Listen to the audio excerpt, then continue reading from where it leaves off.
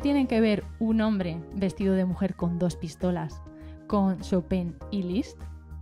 Bienvenidos a la segunda temporada del podcast Piano Luego Existo, un podcast para filosofar sobre el piano en concreto y la música en general. Hoy volvemos con el romanticismo, con Chopin, con Liszt y con los pianos Pleyel. Bueno, pues nos ha costado, pero volvemos a la segunda temporada del podcast de Piano Luego Existo y lo hacemos como siempre hablando de piano y de muchas curiosidades musicales y también con nuestros colaboradores habituales, con Caco Manrique hablando de celulosa y celuloide y Mané Cuadrado con música y otros mundos.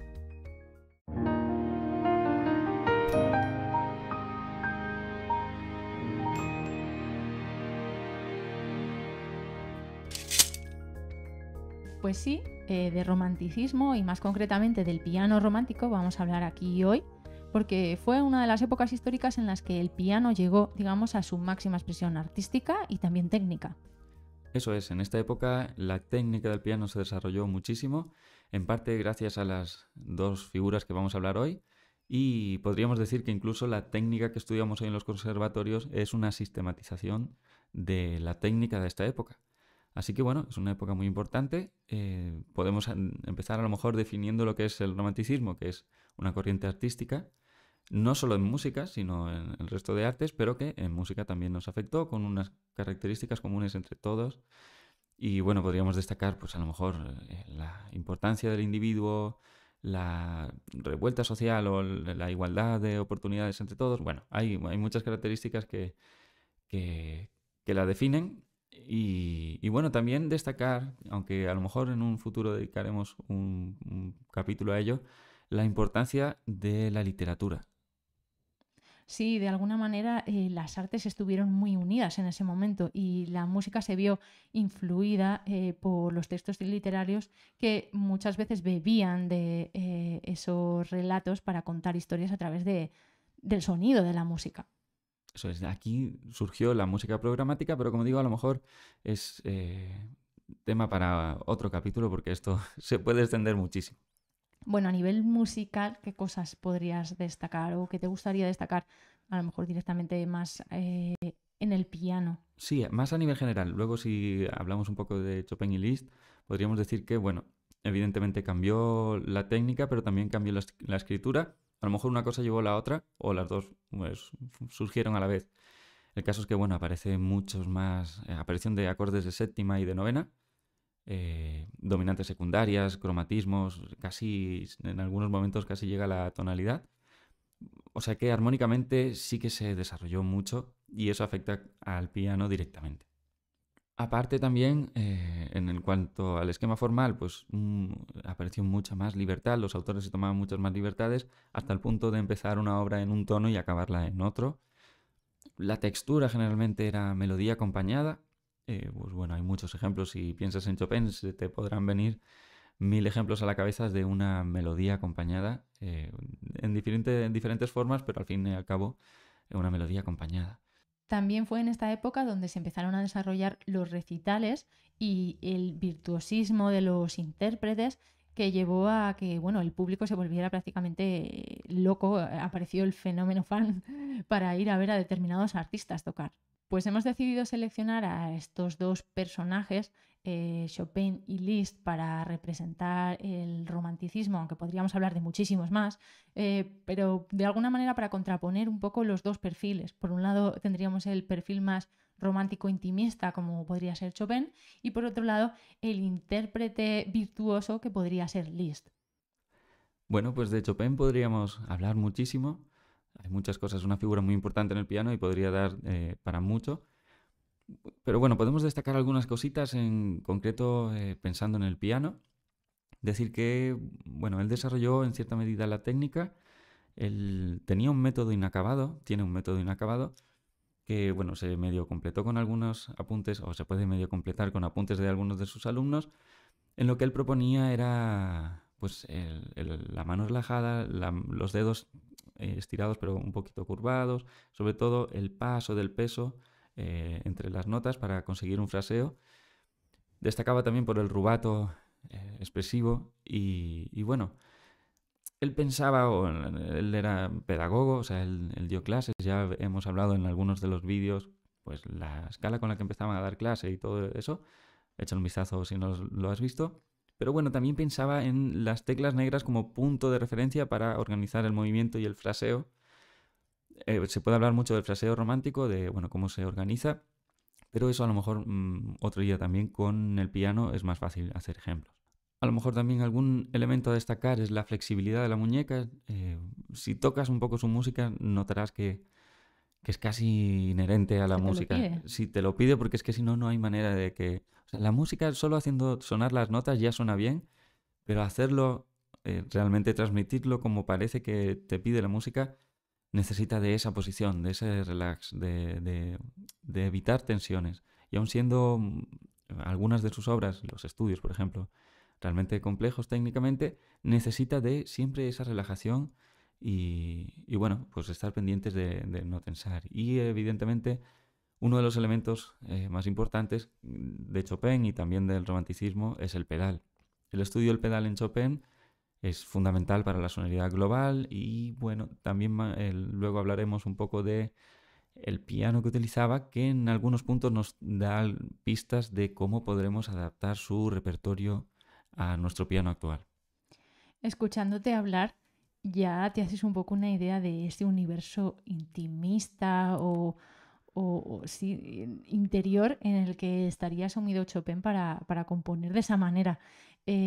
Aprovechando esto, vamos a retomar la colaboración con Pilar Bayón, que nos va a contar una anécdota muy interesante sobre cómo fue la muerte de Chopin. Me encanta Chopin. Los nocturnos me emocionan toda. Los románticos me encantan, pero él en especial. Y hoy había decidido hablaros de Chopin porque aquí donde vivo ha caído una tormenta de 1000 demonios. Pero justo en el ratito que he empezado a preparar todos los artilugios para grabar, pues que se me han ido los truenos. Así que Eva o Pablo, por favor, ponedme un rayo aquí en escena, más que nada para crear un ambiente más romántico, ¿así? Ok, gracias. Chopin falleció a los 39 años, murió muy joven como muchos románticos de aquella época, pero él tenía pánico a que le enterraran vivo y tenía dicho que cuando muriera que por favor que le sacaran el corazón del cuerpo. Y así lo hicieron. Su cuerpo permanece enterrado en el cementerio en París, pero su corazón está en Polonia, porque él había dicho que quería que volviera a su tierra natal. Está en Varsovia, en la cripta de Santa Cruz, metido en un bote de coñac. Pero ¿a quién se le ocurre meter ese corazón tan bello en un bote de coñac? ¿No podían elegir, yo qué sé, un licor más romántico como absenta o algo así? Pues no, en coñac puro y duro.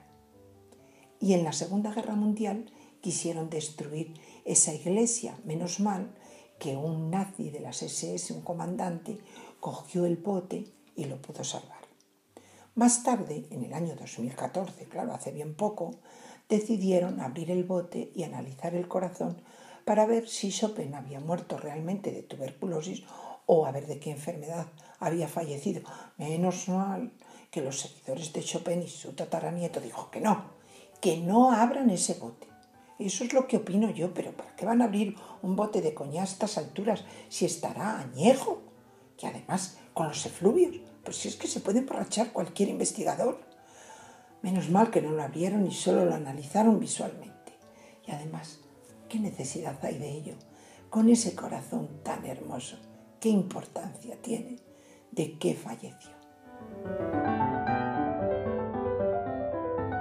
Y en cuanto a Liszt, podemos decir que, bueno, está la historia de cómo se obsesionó con la técnica en relación a Paganini, que también hemos hablado de ello en otros capítulos. Y bueno, al final eso, su escritura, aunque tuvo varias épocas y es más hacia el final cuando ya se olvida un poco de este circo de impresionar, de lo visual incluso en el escenario, en esa última época fue un poco más en otra línea. La que realmente le hizo destacar fue la parte técnica, que fue en los años de mucha presencia, y su escritura pues se basaba mucho en octavas de todo tipo, trémolos, dificultades por todos lados. Cualquier obra de esta que ves de Liszt, de las que se estudia sobre todo en superior, tiene dificultades técnicas que siempre están bien escritas y se pueden llegar a hacer, pero no dejan de necesitar una cierta habilidad. Por ejemplo, muchas veces requieren de una digitación especial. Estoy pensando, por ejemplo, en escalas, donde no utilizas la digitación habitual de escalas, sino que vas por grupos. O sea que requiere, muchas veces los virtuosos buscaban una técnica nueva Ajá. para generar un efecto en el público, a veces visual, a veces sonoro, con el que no podías llegar si solo utilizas lo que había antiguamente. Él fue alumno de Czerny. ¿Esto tiene algo que ver para que desarrollara su técnica en este camino? Claro, a ver, él fue alumno de Czerny, que como muchos de los pianistas sabréis y algunos odiarán un poco porque es famoso porque estudiamos sus estudios sobre todo, aunque tiene otras muchas cosas. Czerny a su vez fue alumno de Beethoven, de hecho fue él el que presentó el quinto concierto de piano, El Emperador, lo estrenó él, porque ya Beethoven en esa época pues ya no estaba para tocar tanto, o sea que fue una figura muy importante Czerny y un gran pedagogo, que si algo destaca por lo que destaca y nos ha llegado es por sus estudios, que tiene muchísimos, y a lo mejor eso pudo influir en cierta manera a Liszt en sistematizar la técnica. El libro de Liszt de ejercicios ya lo hemos recomendado en este canal varias veces, muy interesante, y bueno, pues seguramente hubiera algo ahí de transferencia de conocimiento. Pues como adelantábamos antes, Liszt fue uno de aquellos músicos que se dedicaban a hacer recitales por todas partes. Aquí, de alguna manera, el concierto era el evento social y él aprovechaba esos momentos pues, para hacerse notar. Se cuenta que incluso las mujeres le besaban las manos, se desmayaban, que él se ponía medallas en la ropa para que se hicieran notar y sonaran clink, clink, clink con el chasquido, llamar la atención. Para eso él era todo lo contrario a lo que estábamos comentando antes de Chopin. De hecho, una anécdota es que Mendelssohn decía que la vida de Liszt era un constante cambio entre lo escandaloso y lo divino. Y hablando de divinos, retomamos la conexión con uno de nuestros colaboradores, Mané Cuadrado, para que nos cuente sobre música y otros mundos.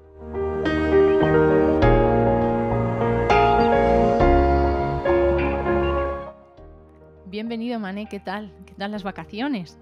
Hola Eva, muy bien, ¿cuánto tiempo sin vernos? ¿Cómo estás? Sí, muchísimo. Bueno, nada, retomamos sección y lo hacemos con algún tema un tanto diferente, ¿no? Exacto. Recuérdanos. Sí, como comentaba ya en el último post antes del verano, os comenté que íbamos a viajar a otros mundos, como el de la danza, pero eso sí, relacionado con la música, claro. Pues nada, recuérdanos qué nos traes hoy. Bueno, empiezo con una pregunta. ¿Sabías que el baile, la danza, genera muchos beneficios tanto a nivel físico como a nivel emocional? Bueno, sí, lo intuía. ¿Por qué lo comentas? ¿Porque bailas? Un poco. Bueno, me hubiera encantado bailar, y, no para dedicarme profesionalmente, sino haberlo hecho en mi tiempo libre. Eso sí, no cualquier baile. Siempre he sido muy de ritmos urbanos, algo así como los que se pueden ver hoy en día en TikTok, pero mejor.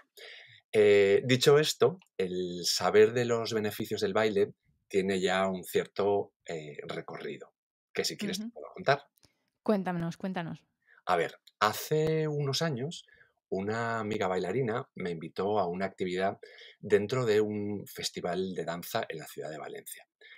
Ella debía coreografiar con niños, algunos de ellos con diversidad funcional, en apenas 2 horas una pieza de danza a partir de otra pieza de música que se había creado en un taller previo. El resultado me fascinó, fue maravilloso. Sí, suena muy interesante. Cuéntame. ¿Qué, Bueno, qué resultado sacaste? a ver, paralelamente a aquel taller, aquella actividad, pues vi entonces un documental que lleva por título Five Days to Dance, 5 días para bailar, un documental que narra la experiencia de una pareja de bailarines y coreógrafos con estudiantes de enseñanzas medias en Europa. Lo que hacen es montar una pieza de danza en 5 días, pieza que representan el último día a familiares, profesores, amigos. Uno de los objetivos de ese proyecto es aprender, entre otros, a gestionar sus emociones. Yo me Ujú. quedé con ambas experiencias, con la actividad en el festival de danza y con el proyecto que contaba el documental, y decidí llevarlo adelante con mis estudiantes en la universidad. Entonces, ¿tus estudiantes bailaron? Pues sí, mis alumnos bailaron, coreografiados por esta bailarina que os he comentado antes, durante varias sesiones, pero no solamente bailaron, sino que también gestionaron el proyecto, que es el objetivo de la asignatura. Entre otras tareas y actividades, pues buscaron patrocinadores, buscaron la sala donde actuar y representar la pieza de danza, realizaron una campaña de comunicación del proyecto a través de diferentes plataformas, vendieron las entradas, etcétera, etcétera. Qué interesante, entonces hicieron todo Sí, ellos. fue muy interesante, fue un proyecto muy completo, y sobre todo fue muy interesante por lo bien que dijeron sentirse tras la actuación, tras haber bailado. Esto es lo que me llevó, de alguna manera, a investigar sobre la danza y los efectos que produce tanto a nivel físico como psicológico y Ah, vale, emocional. vale, vale. Lo investigaste a través de este proyecto. ¿Y qué encontraste? Bueno, pues estuve buscando en la literatura y descubrí que hay muchos estudios, sobre todo desde el ámbito de la salud y del deporte, estudios que analizan los efectos positivos, beneficiosos de practicar danza, tanto a nivel corporal, a nivel físico, como a nivel psicológico, y especialmente en relación con el estado de ánimo de las personas. Sin embargo, no encontré estudios que analizaran estos efectos, los efectos de la danza en los estados de ánimo, para aquellos que asistían a ver un espectáculo de estas características. Ah, como público. Vale, entonces no encontraste nada y conociéndote me imagino que algo harías. Pues sí, llevamos a cabo una investigación para poder medir los efectos de ver danza en el estado de ánimo de las personas. Ujú. Elegimos un grupo amplio de jóvenes y les preguntamos inicialmente por su estado de ánimo. Utilizamos lo que se denomina una escala de medida y les planteamos, bueno, pues su estado de alegría, tristeza, calma, enojo, entusiasmo, apatía. Luego les hicimos ver un vídeo que habíamos creado ex profeso para la ocasión. Un vídeo de 1 minuto que contenía 8 piezas de danza de diferentes compañías nacionales e internacionales, piezas acompañadas por música y además de diferentes estilos. Y tras verlo, les volvíamos a preguntar por el estado de ánimo. Vale, y entonces, ¿qué salió la segunda vez? ¿Hubo diferencias? Pues sí, fíjate, el estado de ánimo, es decir, esos 3 indicadores que os he comentado antes, aumentaba ligeramente de manera general para todos los individuos de la muestra, es decir, para todos los individuos del estudio, los participantes. Si bien era algo mayor en el caso de las mujeres y los jóvenes de mayor edad, es decir, los millennials. Es curioso porque dices que la pieza que vieron solamente duraba 1 minuto. Exacto, duraba 1 minuto y en el estudio, los resultados del estudio mostraron que había cambios en el estado de ánimo. Si lo volviéramos a hacer, pero con una pieza de danza completa y además representada en un espacio como un teatro, probablemente podría incluso haber cambios mayores, pero obviamente no lo hemos hecho, habría que probarlo. Bueno, pues entonces está claro que si con tan poquito tiempo en contacto con la danza mejora tanto el estado de ánimo, habrá que bailar, eso está claro, para estar mejor. Habrá que bailar, sin duda. Bueno, Mané, pues muchas gracias. ¿Nos tienes preparado ya algo para el próximo entonces? Sí, en el próximo podcast volvemos a la música ¿Vale? y esta vez la vamos a relacionar, perdón, con un concepto muy, muy interesante que es el concepto de capital cultural. Y ahí lo Ah, dejo. vale. Vale, vale, no nos des más pistas, que me encanta cuando dejas así la pincelada. Pues nada, muchísimas gracias, Mané. Nos vemos en el próximo. A ti, nos vemos en el próximo. Adiós. Saludos.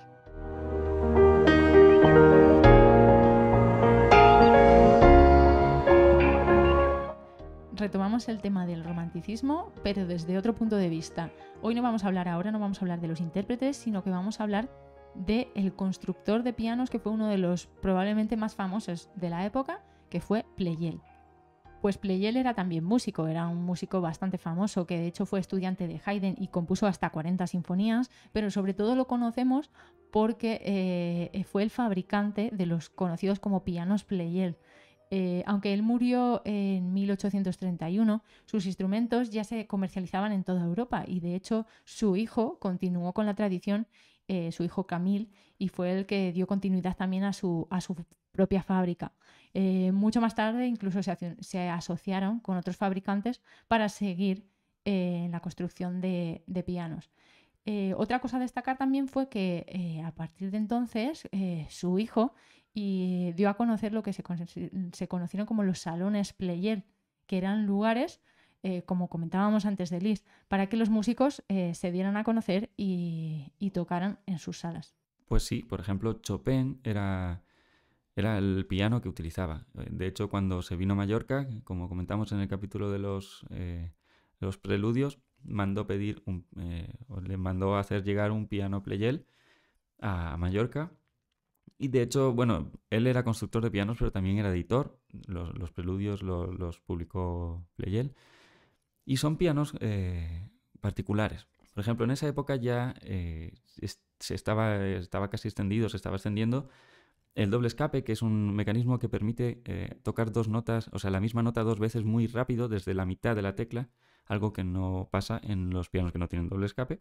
Y fue lo que acabó imponiendo la técnica inglesa respecto al resto de técnicas de constructores.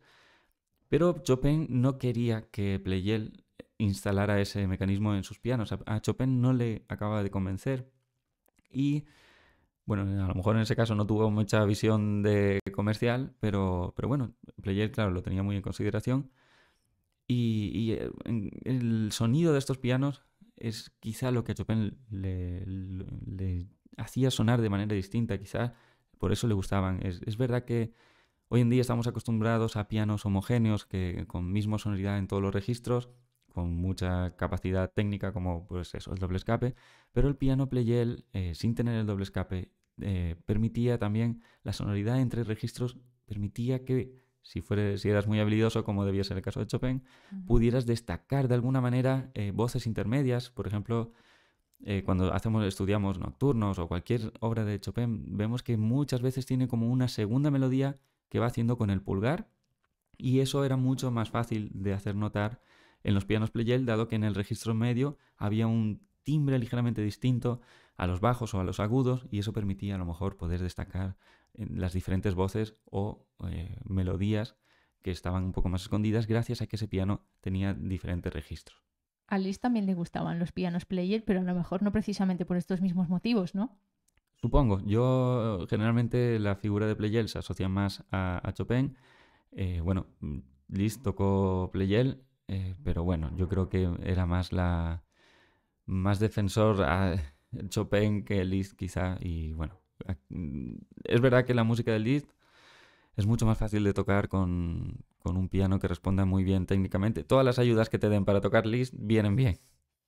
Pleyel, bueno, aparte de ser editor y constructor y demás, fue una figura realmente relevante en la cultura de la época por lo que aportaba, pero también, bueno, pues en los círculos más de prensa rosa está la famosa anécdota de Berlioz, en la que se supone que Pleyel mantuvo como una relación con la mujer de Berlioz y Berlioz se enteró o se anuló su matrimonio, entonces se vistió de mujer, cogió una pistola y fue decidido a matarlos, a la mujer, a Pleyel, no sé si a la madre de ella también.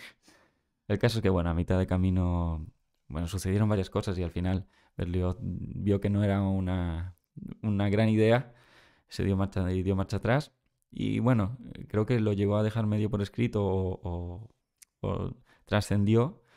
No sabemos si son un poco habladurías. Lo cierto es que está bastante extendida esa anécdota y puede ser porque Berlioz, bueno, pues estuvo rodeado de momentos de un poco así de cosas un poco extrañas en algunas de sus épocas. Ya veo que el marujeo no te gusta mucho, pero de aquí podrían salir historias de cualquier músico, porque hemos hablado de Pleyel, pero ahora de repente ya nos aparece la historia de Berlioz, que podría dar para otro tema, para otro capítulo. Yo creo que precisamente los músicos románticos tenían mucho de prensa rosa que contarnos, pero lo vamos a dejar aquí porque sé que la prensa rosa no te gusta. Y antes de despedirnos, vamos a ir con Caco Manrique, que nos va a hablar un poco de prensa rosa, creo que también tiene, y un poco de músicos franceses también. Hola Caco, ¿qué tal? Bienvenido. Hola, pues muy bien. Muchas gracias por dejarme volver. Pues aquí estamos de vuelta y además es que me acuerdo que dejamos un tema pendiente que no sé si me traes o no me traes para la nueva temporada. Sí, dijimos que fuimos aplazando la película de Soul y bueno, pues para esta temporada pues no vamos a romper la tradición, vamos a aplazarla un capítulo más. Vale, o sea que hoy no toca Soul. Hoy no toca, hoy vamos a hablar, es una película muy buena, ¿eh? Nos va a gustar mucho cuando hablemos de Soul, pero hoy vamos a hablar de Tchaikovsky. Vale, de Tchaikovsky, muy bien. De Pues Tchaikovsky. ¿Tú sabes cómo se escribe Tchaikovsky? sí, pero es una de las palabras más complicadas de escribir y siempre que lo tengo que escribir en algún sitio lo reviso porque tiene muchas consonantes juntas. Tiene muchas consonantes juntas y además tiene muchas maneras de escribirse, porque hay gente que lo escribe con TCH, Que empezando esa sería con la más chai. habitual. Sí, sobre todo porque es también como se escribe en inglés, entonces es muy habitual verlo escrito así. Y luego también se puede escribir con CH nada más, que sería la norma que se recomienda en castellano, es una recomendación, porque realmente Tchaikovsky era ruso, entonces su nombre se escribe originalmente con caracteres cirílicos y ahí no tienen ni T, ni CH, ni nada. Ellos Vale. tienen una Ch que tiene otra forma y que no les da ningún problema. Claro, el problema vino al intentar traducirlo a nuestras lenguas. Claro, pero la pregunta es, ¿por qué TCH? Pues porque muchas de las palabras rusas o de los nombres rusos que usamos habitualmente nos han venido a través del francés. En el francés, la CH suena como sh, como la SH del inglés. Ajá, Por ejemplo, en el nombre del compositor Chopin. vale. Entonces, si escribes Tchaikovsky solo con CH, sonaría Tchaikovsky. Por eso Vale. tienen que poner la T antes, para Ujú. que suene cha. Por esto, desde el francés se extendió a muchas lenguas como el castellano o el inglés y tradicionalmente tenemos la costumbre de escribirlo con TCH. Y es de hace relativamente poco que se ha empezado a escribir o que se ha empezado a recomendar escribirlo como sería en español simplemente CH. Claro, más Pero tú me sencillo. dirás, ¿por qué a través del francés? Sí, Ya, Francia y sí. Rusia ni siquiera están pegadas la una a la otra, ¿Los franceses tomaron esa palabra o ese nombre antes que otros países? ¿O por qué? Pues es una cosa muy curiosa, porque en el siglo XVIII y XIX la nobleza rusa y las clases altas rusas tenían un problema. Bueno, ya les venía de antes. El problema era que ellos eran demasiado ricos, hacían cosas de ricos y no querían que se enterara la servidumbre de las cosas que tramaban y que hacían. Ya ves qué Y se problema, ¿eh? empieza... Es un problema bastante serio, ya verás. Porque, por ejemplo, a finales del siglo XVII es cuando se empiezan a construir lo que ellos llaman ermitage, que son como casitas de 2 plantas, y en la primera podía acceder todo el mundo, podía acceder la servidumbre, pero a la segunda planta solo podían acceder los nobles. ¿Por qué? Ajá. Para hablar entre ellos de sus cosas y que no se enterara nadie más. Y para que les subieran la comida o lo que fuera, pues había sistemas de poleas para que la servidumbre les pudiera subir la comida que les preparaban, Pero ellos mesas nunca entraban enteras que allí. subían. Nunca subían, no, lo tenían completamente prohibido Vale, vale, para no vale. enterarse de las maldades que planeaban los nobles. Vale, vale, vale. Claro, todo eso era muy complicado. Las poleas, los pisos prohibidos, etcétera, todo eso era muy complicado. Y se dieron cuenta de que había una manera más fácil de hacerlo. Ellos, que eran ricos, que eran educados, que tenían acceso a la educación, al conocimiento, la mayoría más o menos hablaban francés. Y Ajá. se dieron cuenta que simplemente hablando francés entre ellos ya no se estaba enterando el servicio de lo que se decían los unos a los O otros. sea que aprendían francés para que no les entendieran.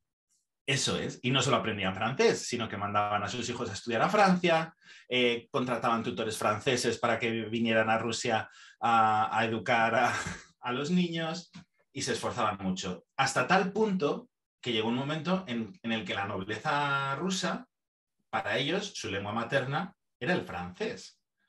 Vale, o sea, no Y era luego ya la lengua de moda, simplemente que se había ido heredando de padres a hijos ricos Y era Eso es. su... Ah, vale, vale. Era su lengua normal, la que hablaban en casa, la que habían aprendido de pequeños, luego aprendían el ruso porque era una lengua que se usaba fuera en la calle en su país, pero su lengua nativa era el francés. Entonces, esa conexión tan estrecha entre el ruso y el francés es por lo que las transcripciones francesas de las palabras rusas se han extendido tanto por Vale. todas las demás lenguas. Entonces pasa con la palabra Tchaikovsky y con otras palabras también, claro. Ha sido como súper habitual este ir y venir de un idioma al otro. Sí, pasa mucho. Y, por ejemplo, si te pones a leer literatura rusa con traducciones antiguas, puede ser que te encuentres que los nombres están traducidos al francés. Ah, Quiero los decir, por ejemplo, nombres si propios. el protagonista se llamaba Pavel, Ajá. puede ser que lo hayan traducido como Paul. ¿Por qué? Porque Ah, o sea, las traducciones nos venían primero al francés y luego se traducían a otras lenguas. Y, o sea, durante mucho tiempo la cultura rusa nos venía mediada por el francés. súper interesante. Bueno, y Y si además, te interesa, el propio apellido de Tchaikovsky viene del checo, donde Tchaikovsky significa que eres natural de la localidad de Chaika, ujú, que significa ave fría, que es un pájaro. Que esto yo no lo sabía, lo he descubierto también ahora. vale, vale. O sea que Tchaikovsky o su familia serían de ave feria. Bueno, en algún momento, remontándonos Claro. atrás, seguramente sí. Vale, muy bien. Pues esto es lo que nos traes de literatura, Sí, de celulosa, de de palabras, celulosa de cosas, sí. y de Y en la parte celuloide. de celuloide, pues ya que estábamos hablando de Tchaikovsky, te propongo una película que se estrenó en 2018, que es El Cascanueces y los Cuatro Reinos. Es una superproducción de Disney que tiene música de Tchaikovsky, tiene Ujú, versiones de música de Tchaikovsky y tiene canciones originales también del compositor de cine James Newton Howard, ujú. Vale. que es el compositor habitual de, por ejemplo, del director M. Night Shyamalan, el director del Sexto Sentido, de Señales, El Bosque, La Joven del Agua y todas estas. Vale, sí, Y, súper famosas. concretamente, la banda sonora de La Joven del Agua es muy bonita, así como muy fantástica, muy etérea, muy misteriosa y la recomiendo muchísimo porque es muy bonita. Vale, si quieres podemos hablar James... otro día de ella. podría ser, sí, sí. También ha compuesto la música de las nuevas películas de Harry Potter, las de Animales Fantásticos, una que va a salir el año que viene, que se titula Animales Fantásticos, los secretos de Dumbledore, Ujú. y ha compuesto la música, por ejemplo, de Pretty Woman y... Bueno, de Pretty Woman, la canción famosa, Pretty Woman, ¿esa es Eso te suya? iba a decir, que esa canción, que es la que todo el mundo recordamos cuando nos hablan de la música de Pretty Woman, esa no es suya porque es anterior, es una canción de los años 60. Él es compositor de cine, entonces se dedica a componer la música que acompaña a la película, no canciones pop. Y también ha compuesto, pues, por ejemplo, Space Jam y El Caballero Oscuro.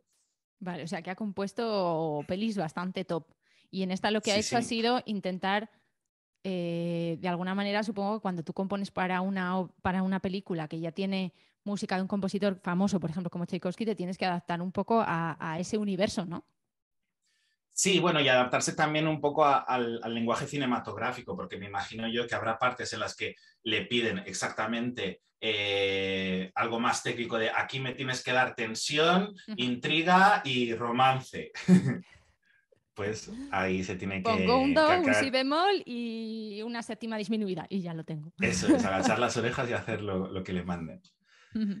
La película fue un éxito en taquilla. De hecho, tiene actores muy famosos como Morgan Freeman, Helen Mirren o Keira Knightley. Y luego eso no se tradujo muy bien o no se tradujo a las críticas que tuvo después, porque en Film Affinity, por ejemplo, le ponen un 4,9 que ni siquiera llega a probar y en Internet Movie Database le ponen un 5,6.